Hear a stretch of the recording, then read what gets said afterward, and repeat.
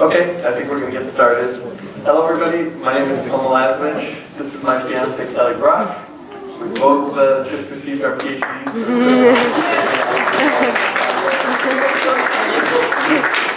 So today we're going to be telling you about the physics of sports. I just got my PhD in physics from Harvard, and I just got my PhD in computational and systems biology from MIT. So thankfully we're in the same town. That makes it a lot easier. So today, we've already heard a lot about how the human body evolved to move around, and as Andrew said, we're not the fastest or strongest species around, but Speak for yourself. but we do manage to do some pretty cool things, in particular in the athletic realm. So sports require feats of both strength and agility. The Olympics are coming up, so we're flashing back to the last Summer Olympics in London. I don't know if you remember Michaela Maroney from the gymnastics on the vault, but she's pretty crazy. This is a move that nobody else in the world can do. Or very few other people. Yeah, you can see it in slow motion here.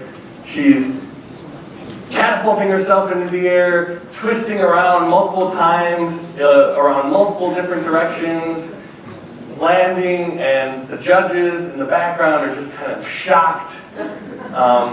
So we can do a lot of cool things that all require sort of physics in the background. This is judo, flipping people over yourself, even though you might be smaller than the other person. There's even things like kite surfing, where you're just kind of floating around in the air doing cool tricks.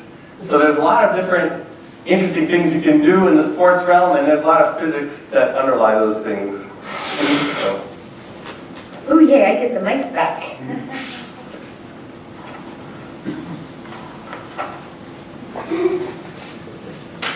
Right, so today what Tomo and I are actually going to talk about is we're going to tell you about some different examples from the wide world of sports.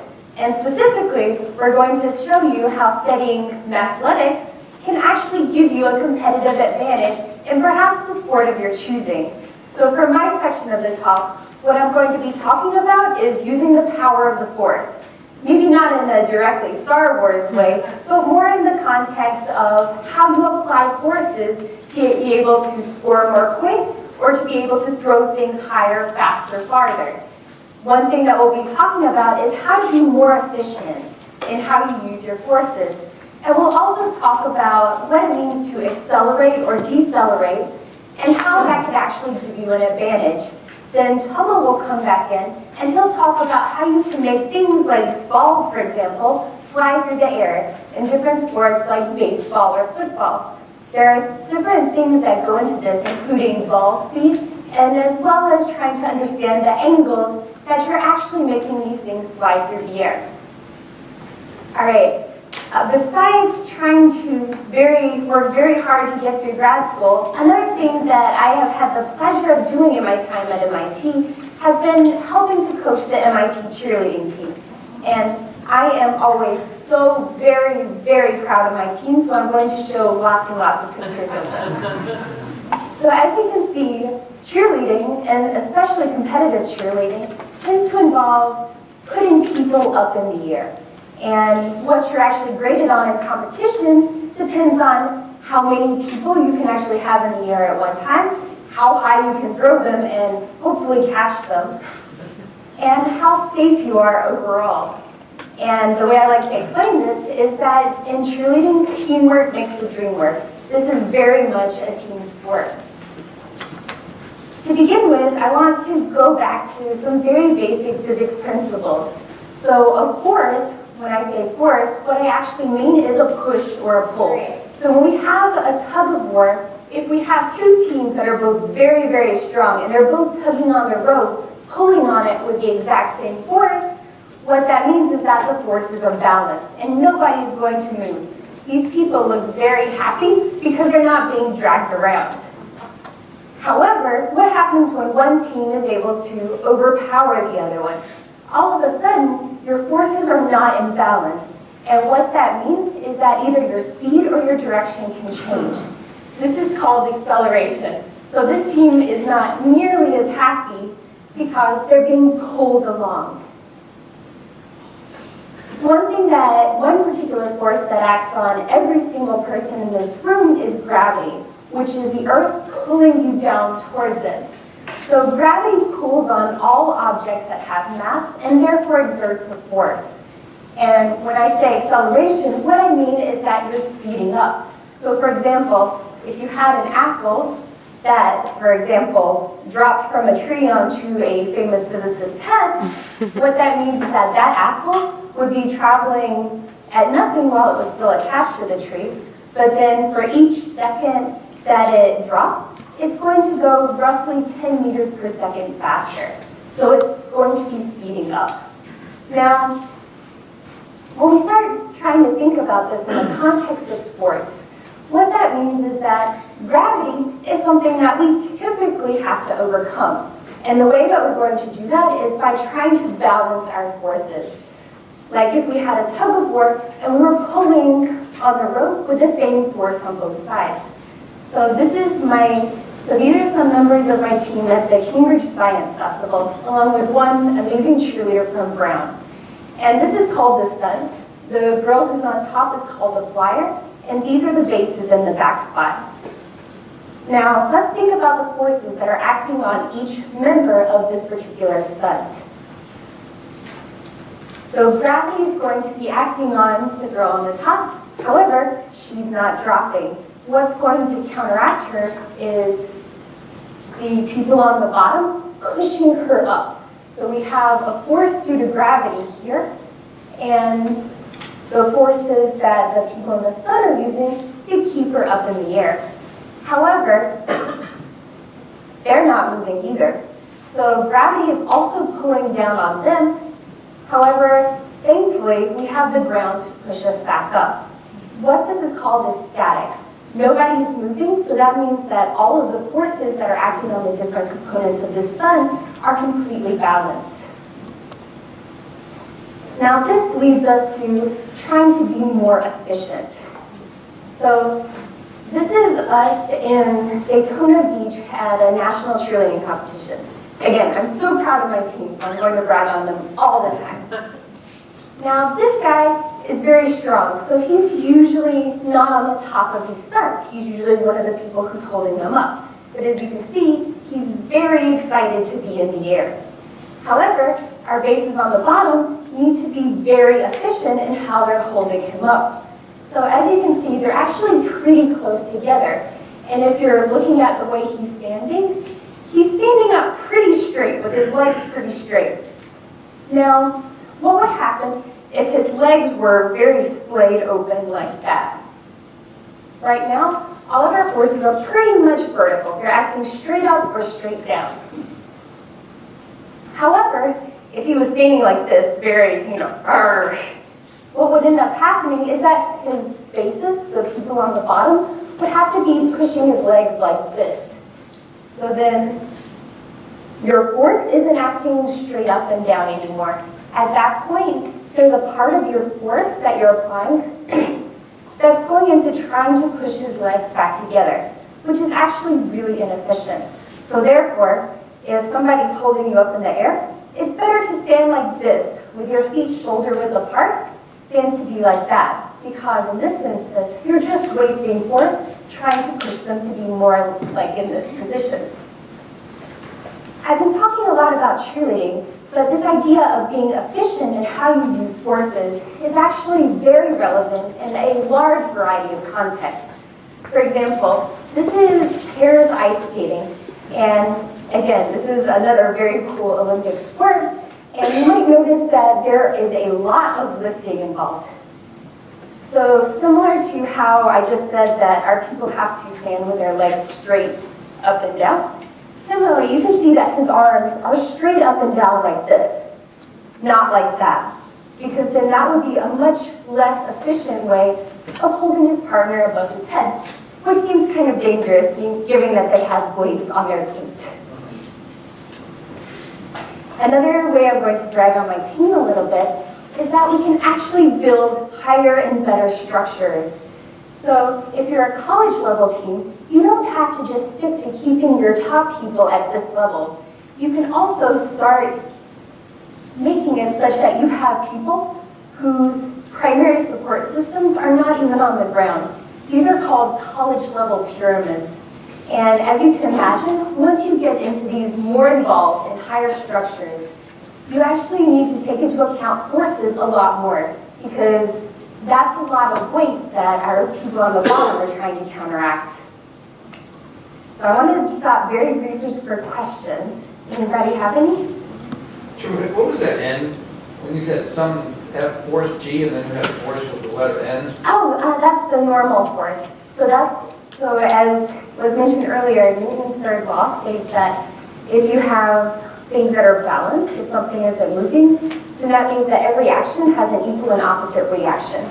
So just as you're pushing down on the earth is pushing back up on you. So that's what I mean by normal force. Just that the earth is helping to hold you up.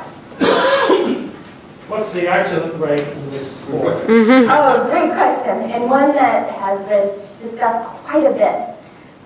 So, relatively speaking, it's still a lot safer than football, for example. Yeah, because generally you only have one person coming down at you and hitting you on the head. In football, you have many, many people coming and trying to hit you on the head. It's still, I don't know the exact numbers, but for my team, we usually have about, we get a lot of bumps and bruises, but there's generally maybe one more serious injury per year. I can actually show you a slide of me, and I will save that for a few minutes from now. So, good question, and I will. All right, so I've talked about statics a lot, forces being balanced. However, part of cheerleading and part of what makes it so dangerous sometimes, if you're not careful, is is how you actually throw people up in the air and hopefully catch them. So this is a video, an upside down video, of my team. So what they're going to be doing is a stunt called a basket toss, where we're going to throw our girls up in the air, they're going to flip, we're going to catch them, or else their coaches will yell at them. And just so we can see it again. So that's called the back-type basket toss. And as you can imagine, there's also a lot of physics that go into this. Now, as you were saying earlier, safety is an important aspect. So this is me when I was actually competing with the team. I was trying to catch somebody and my arm rotated weirdly. And in terms of being able to catch people, this is where safety becomes such a huge concern, because you want to make sure that not only are you catching your people and not letting them hit the ground, you also want to make sure that you're catching them correctly. This is an adorable photo of a bear from Florida. And it was apparently terrorizing this town, or just hanging out, I'm not sure which story to prefer. But they decided that they wanted to try to get it out of this tree. Now, how do you get a very large bear out of a tree without necessarily harming the bear? You probably tranquilize it, and then you have to do something to get it out.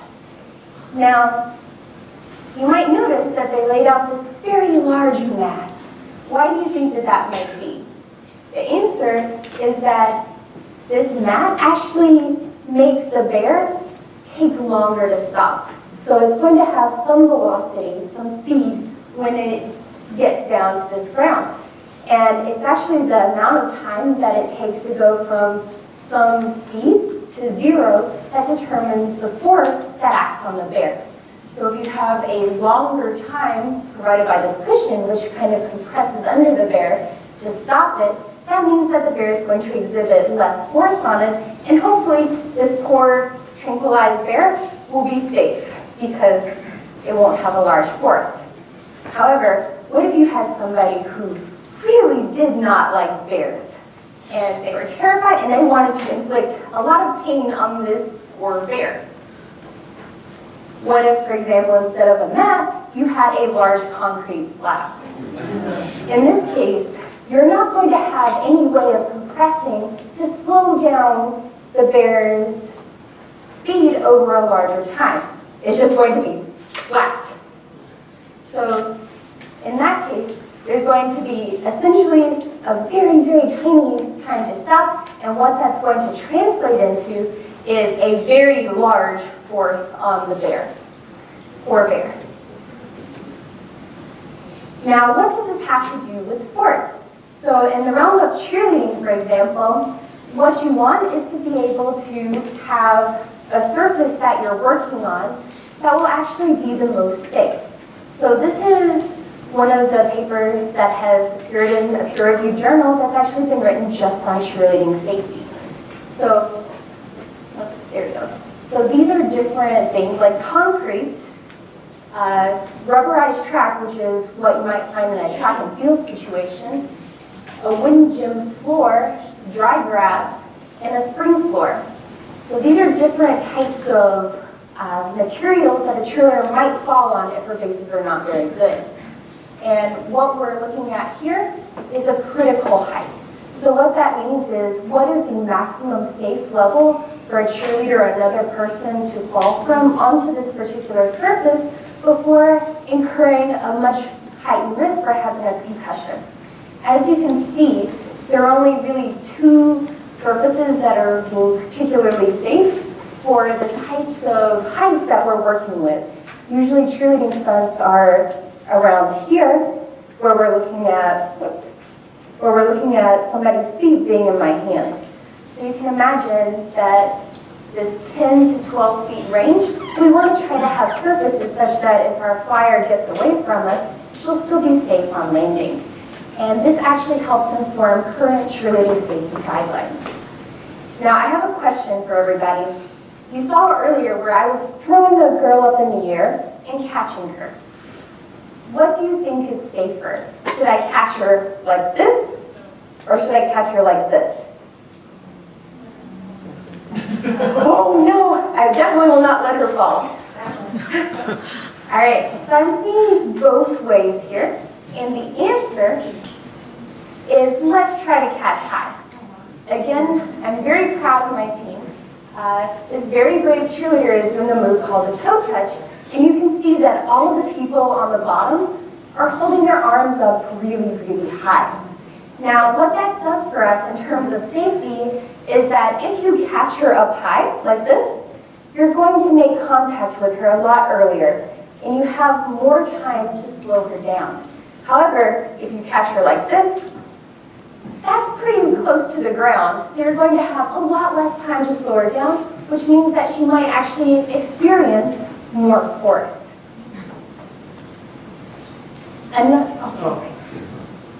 I assume that if she's caught by one person rather than a group, this is the best way? That's a good point, because then what you're looking at is an optimization between making sure that you can make contact with her and making sure that you catch her up high. So in that case, what will probably end up happening is that you'll catch her like this, but you're going to move with her. That's what we tell our stunt groups all the time. As long as you're actually making contact with her and drawing her into your body, that's the important thing. And the higher up you can catch her while still being able to maintain contact, that's the safest option. Also, you have giving less time to accelerate, because otherwise it would continue to accelerate between that. Yeah, that's a great point. So what he's saying is that another aspect of catching up high is that if you catch her, if you make contact with her higher, then that means that her velocity at the time you make contact with her will be less than if you let her fall for a little bit longer. So then in that case, it will actually be harder for your cheerleaders to catch the top person. So that's a great point. Okay, so another application of this is that we can also look at rugby, for example. So when the ball goes out of bounds, I actually love seeing this for the first time, they actually pick up their people so that they have a better chance of being able to swap the ball down to their teammates. Another example of how these forces and building structures can be important is in something called castelling. So this is a really cool thing that happens in a particular region of France where they actually, it can sometimes be an entire town, will come together to build these enormous human pyramids. And usually it's a small child that goes up to the top. But you can see that there are a ton of people on the bottom that are there just to help support the structure. And in this case, forces are very important in making sure that these structures are built safely and correctly. Any good questions? What All right. what is that, foam floor or something? What was the one that was the safest? Is that some new thing that causes people to bounce or something? Exactly. So what that actually is something that's very specific to gymnastics and cheerleading, where you have a foam floor.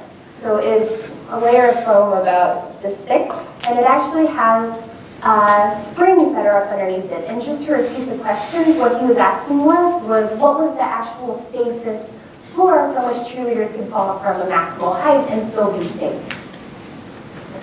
And when you say that they're falling safely, is that to say that they're landing properly, or they could like land on their side and at 12 feet they would still be okay, or? So the way that so the question was, when I say that they can fall and still be safe, what does that actually mean? Does that mean that they're falling in a specific way? So the idea is that if a person falls flat on their back, that their head, what will be the maximum height that they won't run a risk of getting a concussion? And There then are no other measures. They could break their arm, but their head would be okay. yeah, the head is the most important part. Yeah. And another aspect of this is it's actually kind of interesting how they do these experiments. They have essentially what looks like a model, like a crash dummy head, and then they put an accelerometer in it, and they just drop it. Just drop the head, not the big body, just the big head. Yeah. Yeah, so great question, and there are better ways to do these experiments, but I'm just glad that it's being scientifically reviewed at all, because safety is such a big concern in cheerleading and other sports. All right, so we talked about how to be more efficient in using your forces in different sports like cheerleading, and we also talked about how you might be able to be more safe, for example, by taking a longer time to slow something down.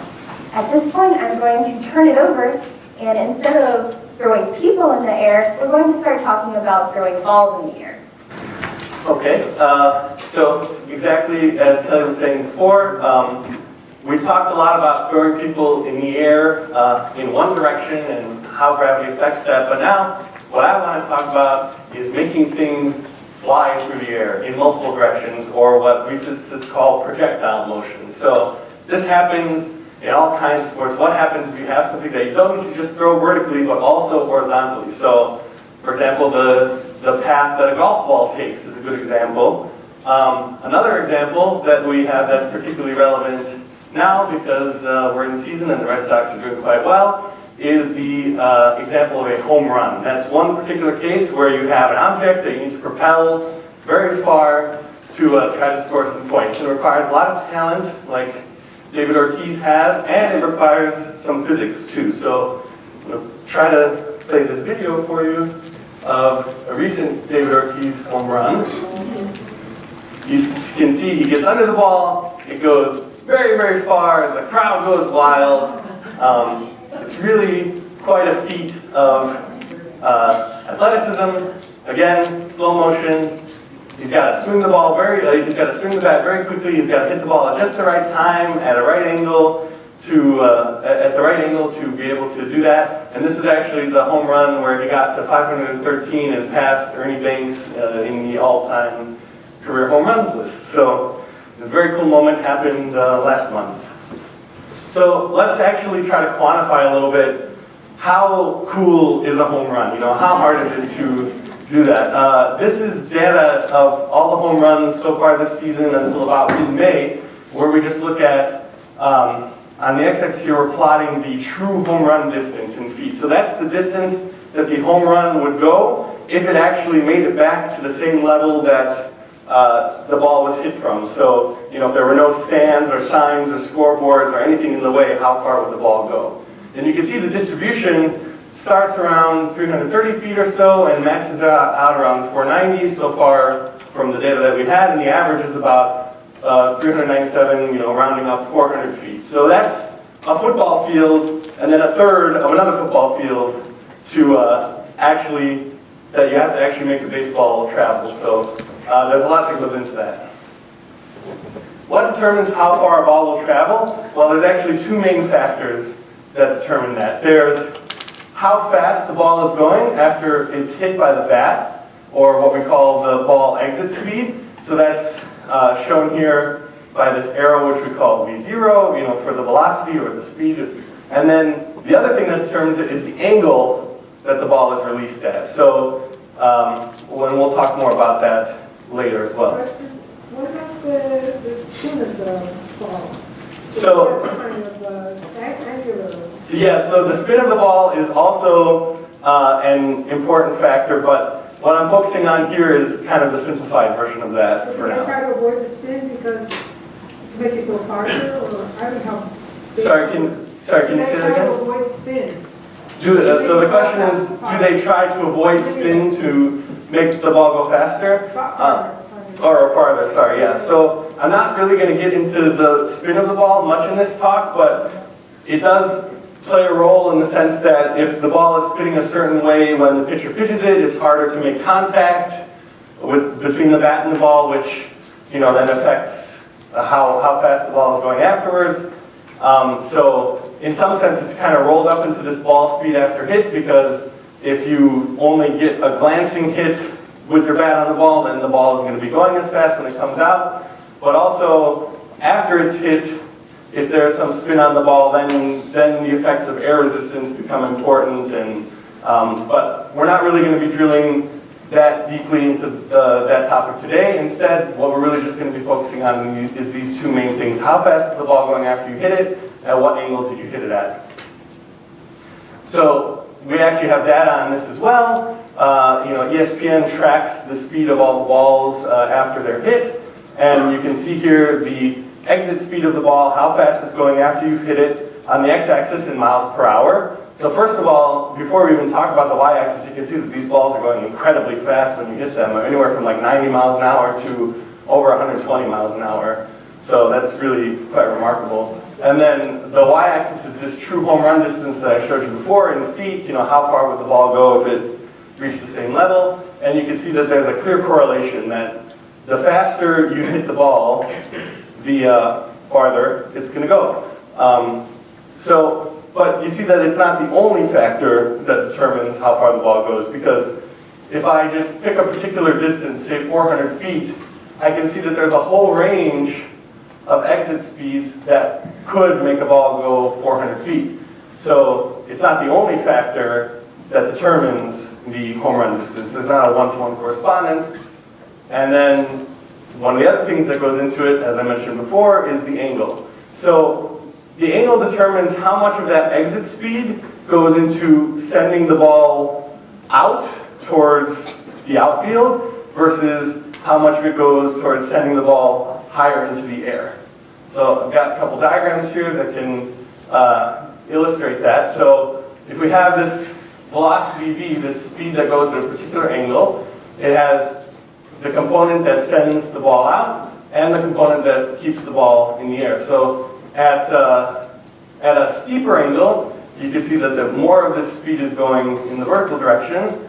So yeah, like I said, vertical, how long the ball stays in the air, you know, how high will it go before gravity brings it back down, and then the horizontal component is how far the ball goes during the time that it's in the air. So for the steep angle, you have a lot in the vertical direction, and then if you have a shallower angle, you see most of that ball exit speed is going in the horizontal direction, and there's not much, it's not going to stay in the air very long. So this is again a situation where you kind of have to optimize what's the best angle to hit the ball at to hit a home run. And again, we have that home run data, so we can look at the exit angle of the ball in degrees and see what the distances are like. And one thing you can see first here is that the correlation isn't really as tight as it is for the ball exit speed. There's a little bit more spread, but there's a general trend where if you want to hit a home run, you probably want to hit the ball at a slightly shallower angle, around 23, 25 degrees or so, to get a good distance. So you can actually see examples of players trying to, you know, really get under the ball and get the right angle so that they can hit a home run. In both of these cases, you see that the batters are really trying to get under the ball and optimize that angle as best they can. Okay, so now I'll pause for questions. Yes. Does anybody ever factor in the wind direction? Well, Tailwind, headwind? Oh, yeah. Wind? I mean, right, so far in this analysis, I haven't taken into account air resistance or the wind at all, really. I mean, like, that's probably one of the reasons that you have, oh, sorry, just to repeat the question was, do people factor in wind speed, tailwind, headwind direction, things like that when they're looking into this? And yeah, that plays a crucial role when it comes to, being able to hit a home run, because if you have wind coming in at 50 miles an hour against the direction that you're hitting the ball, it's going to be much harder to hit a home run. And that's one of the reasons that you get this kind of spread here, because one of the things that your angle determines is really how long the ball is going to stay in the air, and the longer the ball is in the air, the more time wind has to act on. And so that's one of the things that's causing this spread here. So yeah, it is definitely a big factor that goes into hitting a home run as well. Any other questions? Yes? Has anyone ever studied whether a theoretical graph of these issues, the physics of hitting a ball and making it go far, if taught to a professional batter or professional athlete, would it enhance his performance as an early child? Like you sit them down for an hour's physics lecture, do they improve in their strategy? So the question was, if you actually studied this from a theoretical point of view and sat a batter down for an hour-long physics lecture, would their batting improve? I mean, I think it's possible. Yeah, well, I think partially, every team has hitting coaches. My guess is that those hitting coaches are already taking a lot of these kinds of things into account. They might not be basing it on like a purely theoretical physics analysis of it, but I think even if you've been in the league and you've been hitting balls, you kind of learn a lot of this physics along the way. You know what works and what doesn't. So they might not be hearing a lecture like this, but still, in the same way that what Kelly was saying before, that you have kind of these empirical rules that you teach your team, catch high or whatever, the same kind of thing that hitting coaches do, it's all based on this physics in the end. Yeah. I'll bet if Ted Williams were sitting here with us right now, the greatest hitter of all time, he'd be nodding his head at everything you say. The comment was Ted Williams would be nodding his head at everything I say, which I take as a great compliment. Thank you. Okay, so now I want to tell you a little bit about momentum to actually get more into the physics of a bat actually hitting a ball and what determines the exit speed of the ball. So momentum, as we define it in physics, is a pretty simple quantity. It's just the mass of an object times its velocity or its speed. So there's a couple different ways you can have high momentum. You can have a lot of mass, like this particularly sad-looking sumo wrestler here, or you can go very fast, like a race car, which also happens to have a lot of mass too. So there's a couple different ways you can get high momentum in the system. So now, we're talking about the exit speed of the ball. How fast does the ball go after it's being hit? There's really two things that determine that. The first, which you might not intuitively think of, is that the speed of the pitch coming in helps determine how fast the ball is going when it comes out. And then obviously the speed of the bat. If you're swinging the bat faster, you expect that the ball would come out faster. Well, let's kind of dissect this a little bit with a couple of examples. So instead of thinking of a ball and a bat, let's think for a moment of just, if I'm standing here and I'm bored and I'm just throwing a ball against a wall. What is that going to look like? Well, kind of intuitively, you know that if I throw a ball against the wall, it's going to bounce back. And ignoring things like friction, it's going to bounce back at the same speed that I threw it at. So that means you also kind of know from your intuition that if I throw a ball faster at a wall, it's going to come off faster. So we can see in that example, I threw the ball at the wall faster, and it bounced off faster. But now, instead of just thinking about throwing a ball at the wall, let's think of a ball and a bat, where now the ball is going at the bat is also swinging at the ball. And what happens is that even though these are both coming in relatively slow at each other, because both the ball and the bat had momentum, after their collision, the bat stops, but the ball has a higher speed than it had coming in. Let me just do that again. So the bat stopped, and the ball had a higher speed. So, you know, in practice, actually, the bat is going fast enough that it doesn't stop from the collision with the baseball. You actually swing right through, but this is just kind of an example to show you that how both the incoming speed of the ball, the pitch speed, and the bat speed are important for determining how fast the ball goes when it comes out. So there's actual data on this as well. This is, the x-axis here is the speed at which you're swinging the bat. So you can also see that even baseball players just swinging the bat, they can do really fast, you know, anywhere between 20 and 40 or 50 miles per hour. And then how that determines how fast the ball goes when it comes out, you see that there's like a clear correlation here. As you swing the bat faster, the ball comes out faster, which probably matches with your intuition as well. But remember, I told you before that momentum is determined by both speed and mass. So that means that if you have a heavier bat, you can also make the ball go faster because there's more momentum in that system, so there's more momentum that you can transfer between the bat and the ball. Now, obviously, there's a lot that goes into this because a heavier bat is also harder to swing faster, so there's a balance there. But even so, just having a heavier bat could improve the speed at which the ball comes out, if you can still swing it at the same speed. So this is important for other sports too. You know, you can take the example of football. Tom Brady needs to throw a pass. There's a lot that goes into that. How fast can he make the ball come out of his arm? What angle is he throwing it at? That determines how far the pass will go. Also, if you think a ball and a bat colliding are pretty similar to football players colliding in tackles as well. It's the same sort of collision where there's two things with different speeds going in, and then afterwards, you know, things might be flying out, players might be flying around the field. So there's the same kind of physics is important in football as well.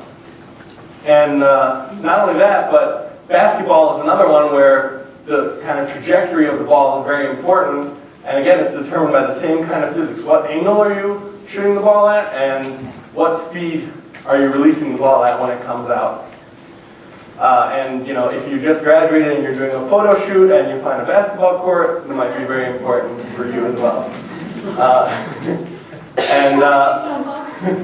One that might not be as obvious that is actually important for the upcoming Olympics is something like javelin, where the idea is that you have this long pointed stick that you have to throw as far as you can, and there, speed is important for determining distance. The angle is also especially important because the throw isn't valid unless the javelin actually sticks into the ground. So you really have to be a little bit even more careful about your angles there than you would be otherwise.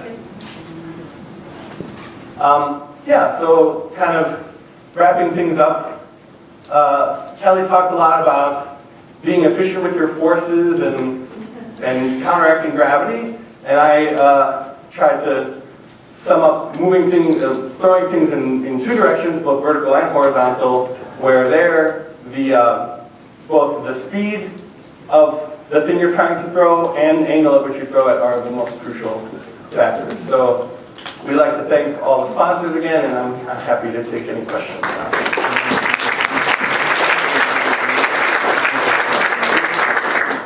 I'd like you to comment on the physics of the difference between a hickory bat and an aluminum bat, which are different ways to throw different materials, and cork bat, which may be more springy but lighter.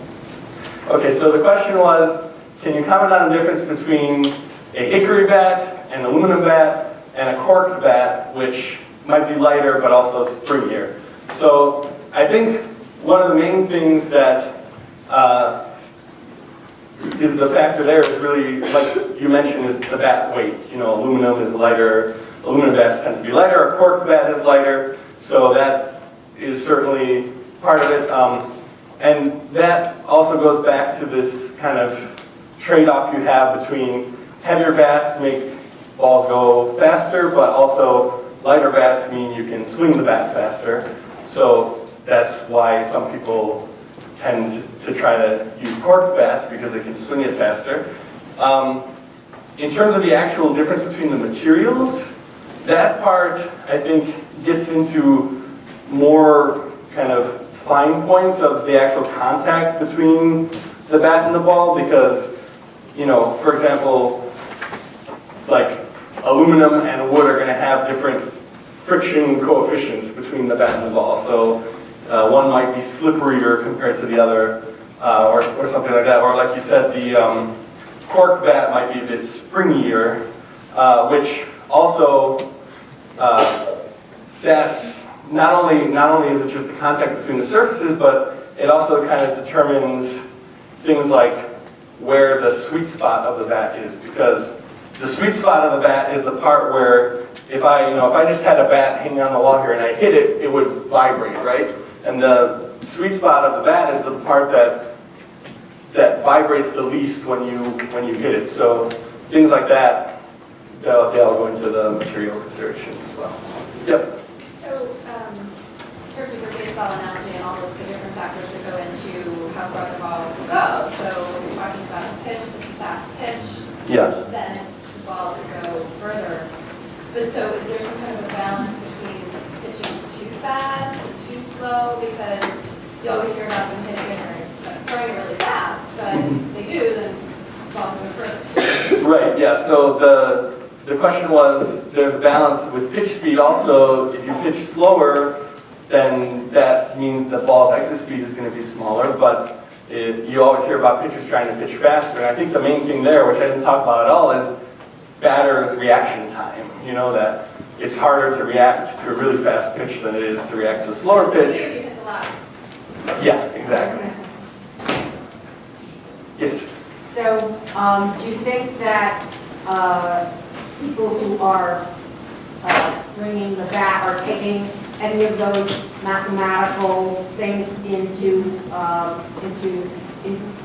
their swinging, or are they just practicing enough so that they can, like, intuitively getting to the exact right spot where they hit the ball further? Right, so the question was, do I think that players are actually taking the mathematics into account, or are they learning more by intuition what the right things to do are?